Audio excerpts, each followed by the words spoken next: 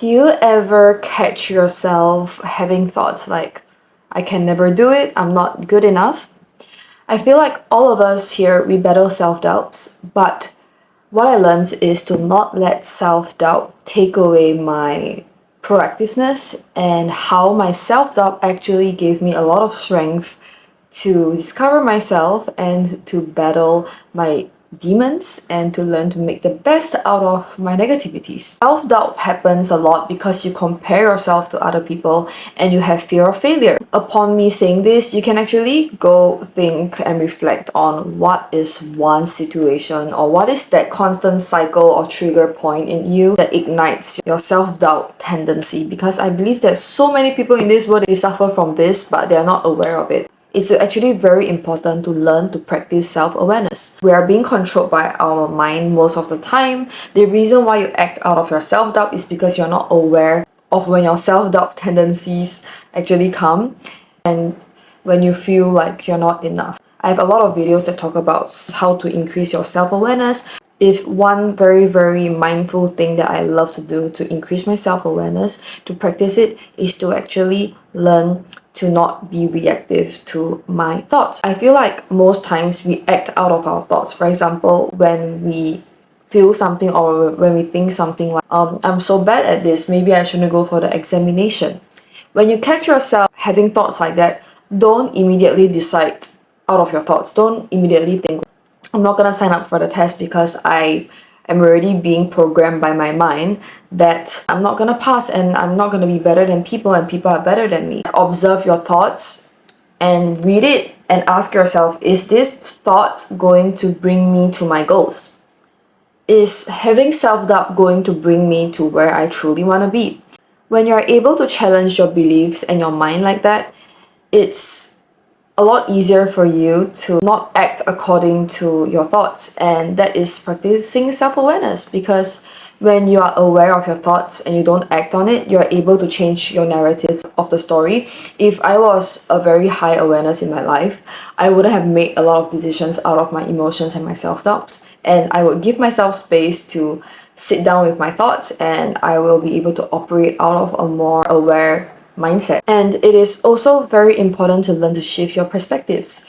A lot of times we are stuck in a certain mindset and we're stuck in a certain state because we are stuck to this belief. When you see people being successful because of their achievements and you don't have those things, ask yourself questions like, how about me? I have my own unique set of abilities. I have my own unique set of values in my life, and that actually makes me who I am.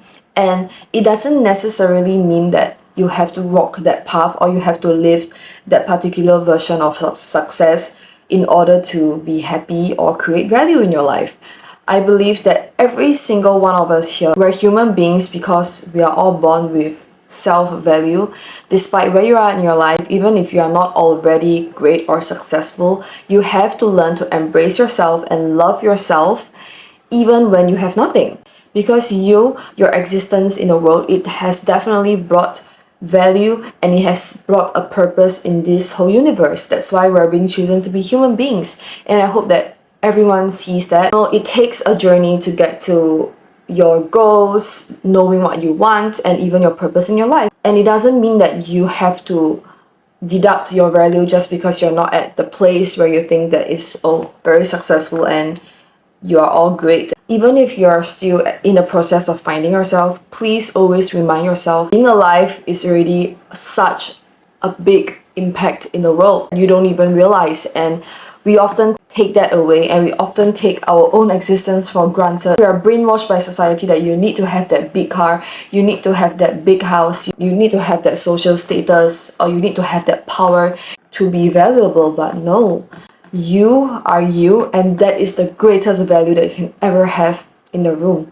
And this is something that I learned, and I had to go through so many things in my relationships and in my outer world to reveal to myself that, hey, I just need to love myself for who I am, and that is the greatest validation that I need in my life. For such a long time, I needed love from people, I needed affirmation from people to prove that I have value in my life.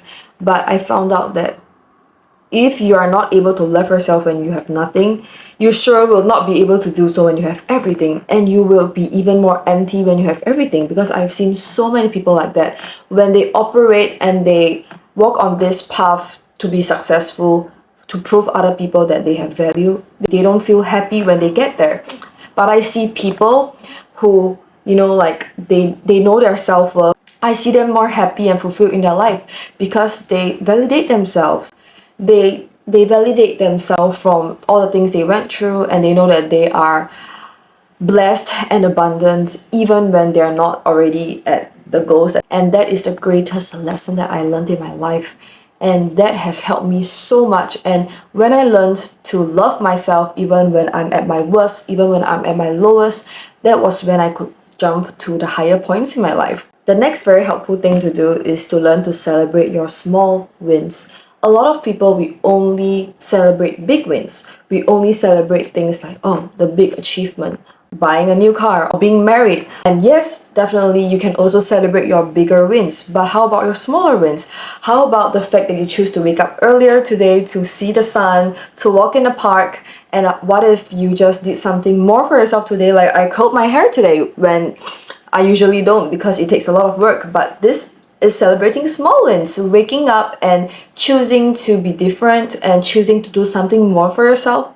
That is something worth celebrating. You went out with a friend and she gave you an insight in your life. That is something to be grateful for. When you learn to celebrate small wins and be grateful for the little things in life, you will learn to appreciate your worth and your value and your existence more, because you are able to live in a moment and see the things that you have instead of focusing on the things that you don't and constantly comparing yourself with people. If you have a comparison mindset and a lack mindset, no matter how many things you own or how much abundance that you already have, you're never going to be able to see it, because if you keep digging for things that you don't have, there's always going to be things that you don't have, because all of us, we're unique people and we're being given different things in our life.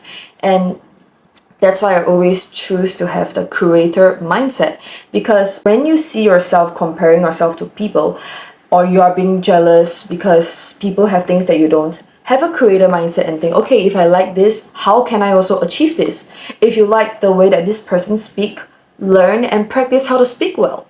If you think that you like this car that this person is showing, and wow, I think that she's so amazing and I also want to accomplish that, think of how you can build yourself and you can create wealth in your life. Change your lack mindset instead of, oh, I suck, that's why I'm not able to own things that they have. But think, if she can do it, I can also do it. Then how can I do it in my own way?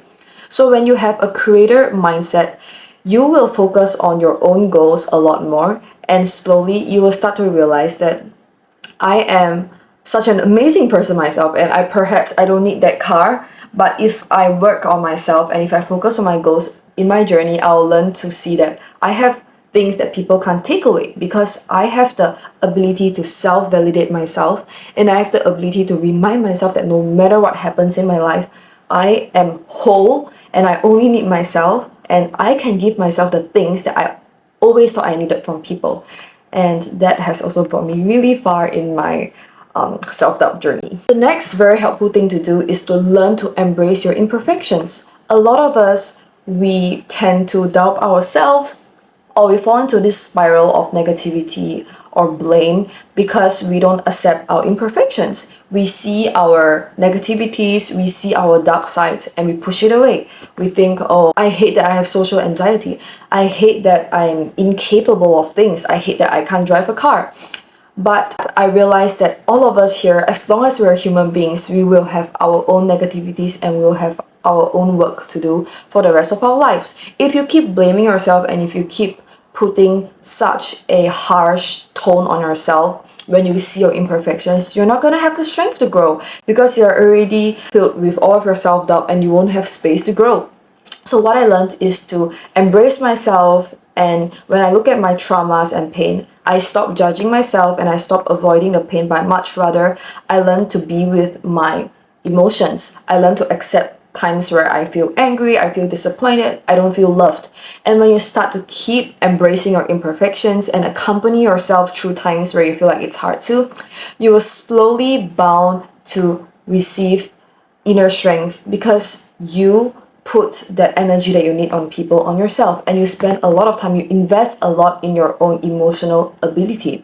So when you learn to be emotionally stable for yourself and you're able to embrace yourself constantly during times where you find it challenging, you're gonna learn to love yourself more, and you're gonna have less self-doubt, and you're gonna be able to achieve more things in your true nature.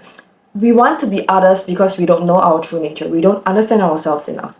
But you have to do the work to understand yourself. And it literally starts from accepting yourself and embracing who you are and realizing you have work to be done and keep working on yourself. So, the last thing I want to share is knowing to action despite your self doubt. I used to be so toxic to myself. I wanted to start a YouTube channel for such a long time, but I'll keep telling myself things like, oh, you're not going to be as successful as that person. You don't have her abilities. You don't have his strengths. So you're not going to make it. But I learned that despite all these voices in my head, I'm gonna keep proving my voices wrong. I'm just gonna take that camera, I'm just gonna film a video, I'm just gonna upload it on YouTube and do all the things that my mind told me I wasn't able to do. And that was when my self-validation started to increase because I kept proving myself wrong and I keep seeing myself grow because I kept doing the work and I kept actioning despite my self-doubts. A lot of people, they let their self-doubt conquer them and they let their self-doubt stop them from doing things for themselves. You can't just stop there when you feel like you're not enough because the world is going to keep evolving even if you stay at a stagnant place. And yes, you can rest. Yes, you can take the time to heal. But at the same time, when you catch yourself telling yourself things like you're not gonna make it, you have to use your body to action, and then you have to at least do something for yourself to tell yourself that, hey, what you're saying in my head is not correct. That is a data that you got probably from some time ago, and I'm gonna tell you that I'm different now. Yes, just because I didn't persevere in my childhood doesn't mean that I can't do it now.